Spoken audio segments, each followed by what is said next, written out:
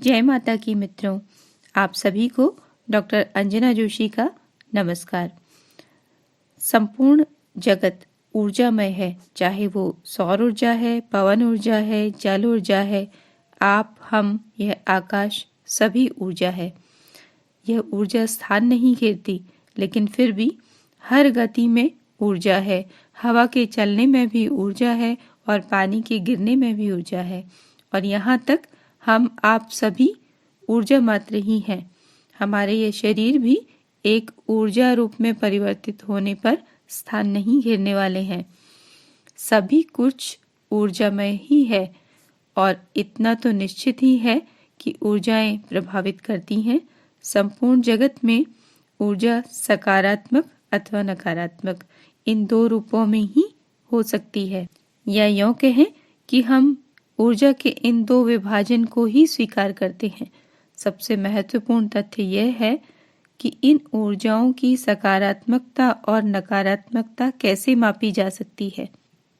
ऊर्जा प्रभावों से व्यक्ति का और वस्तु का, सभी का ऑरा होता है। आपने कभी महसूस किया होगा कि कोई अनजान व्यक्ति आपको पहचाना हुआ सा लगता है, आपको उससे बात करने में खुशी महसूस होती है, जबकि अन्य कोई व्यक्ति कभी तुरंत दूर चला जाए ऐसा महसूस होता है। ये सभी ऑरा है जो हमें एक संकेतक सा महसूस होता है। मित्रों, क्रेलियन फोटोग्राफी के माध्यम से हम इस ऑरा का फोटो भी ले सकते हैं। तब इस ऑरा में हम रंगों को देख सकते हैं। ऑरा जहाँ से कमजोर होगा वहीं से रोग शरीर में प्रवेश करते हैं। कमजोर और खंडित ऑरा वाला व्यक्ति बाहरी प्रभाव में शीघ्र आ जाता है। इस ऑरा के मापन के लिए हम ऑरा स्कैनर का प्रयोग करते हैं। यह ऑरा स्कैनर विशेष रूप से भूमि की ऊर्जा के मापन में काम में लिया जाता है, लेकिन ज्योतिष और वास्तु के संदर्भ में हम विविध क्षेत्रों के आधार पर इस ऊर्जा का कैसे मापन कर सकते हैं, विभाजन कर सकते हैं, उसके लिए कुछ बिंदु उभर कर आते हैं।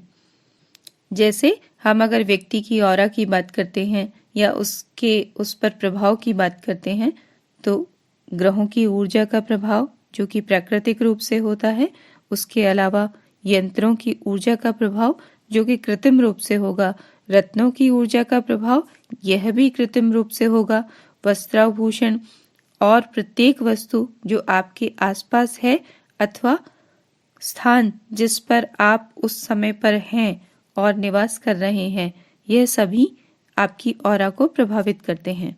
और इन्हीं के आधार पर आपके शरीर में जो पंच तत्वों की ऊर्जा है और आपके शरीर में जो 7 चक्र हैं, जिनकी चर्चा योग शास्त्र में की जाती है, ध्यान में की जाती है, वो प्रभावित होते हैं। अब अगर हम भूमि की ऑरा या ऊर्जा की बात करते हैं, तो भवन की ऑरा कैसे प्रभावित होती है। भवन की ऑरा या ऊर्जा जहां भवन है अथवा जहां भवन प्रस्तावित है, उस भूमि की ऑरा से प्रभावित होती है। वह भूमि कैसी है, वहां पर किस तरह का वातावरण भूमिगत है अथवा आसपास है। जैसे कि प्राचीन शास्त्र में कहा जाता था कि जिस स्थान पर गाय बैठती है वह स्थान शुद्ध होता है, पवित्र होता है। वह वाकई में सत्य भी है, क्योंकि जिस स्थान पर देसी गाय बैठती है उस स्थान पर बहुत दूर दूर तक जियोपैथिक स्ट्रेस का स्थान नहीं होता है। जियोपैथिक स्ट्रेस वह है जो कि एक भूमिगत ऊर्जा का कटाव बिंदु है। विस्तार में हम जियोपैथिक स्ट्रेस के बारे में अलग से बात करेंगे। या किसी भूमि पर या किसी भवन पर उस ऊर्जा का भी प्रभाव होता है जिस भूमि या भवन में जो लोग रह रहे थे वो किसी कारण से दुख तकलीफ में तो नहीं थे, या किसी दुख या तकलीफ के कारण से, परेशानी के कारण से उस भूमि या भवन को छोड़कर चले गए हैं, या मजबूरी में उन्हें छोड़कर जाना पड़ा है। ये सभी ऊर्जा प्रभाव उस भूमि या भवन में स्थायी रूप से रहते हैं जब तक कि उनका निराकरण नहीं किया जाता। वह भी बहुत गंभीरता से और गहनता से। इसके अतिरिक्त भूमि या भवन पर जो जमीन के नीचे कोई ऊर्जा क्षेत्र है, नकारात्मक हो या सकारात्मक, उनका प्रभाव होता है। इसके अलावा जियोपैथिक के जो स्ट्रेस जिस बिंदु की हमने चर्चा की, उसका प्रभाव भूमि पर होता है।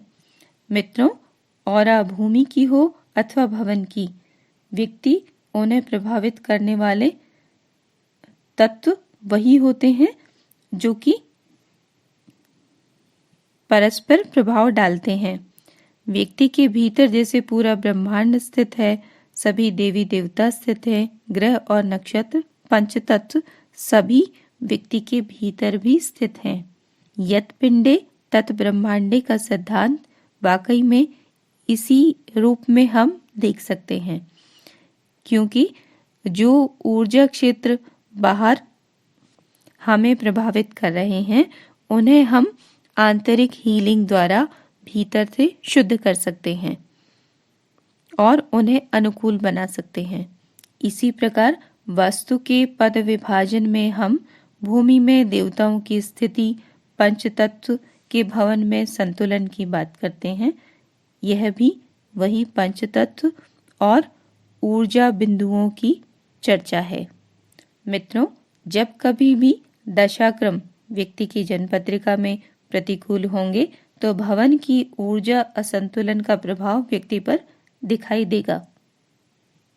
मित्रों, व्यक्ति के जीवन के विविध पक्षों को प्रभावित करने के लिए उसकी जन्मपत्रिका की भावेश और भावस्थित ग्रहों की स्थिति का प्रभाव होता है। संयोग ऐसा होता है कि भवन में भी उन ग्रहों की ऊर्जा दूषित होती है जिनकी ऊर्जा जन्मपत्रिका में दोषपूर्ण होती है। हम भवन में भी इन ऊर्जाओं का संतुलन और दोष निवारण करके और व्यक्ति के लिए यंत्र, मंत्र और रत्न और अन्य उपायों से दोनों ऊर्जाओं को अनुकूल करके ऊर्जा संतुलन स्थापित कर सकते हैं और व्यक्ति के जीवन को सुखी और संतुलित बना सकते हैं।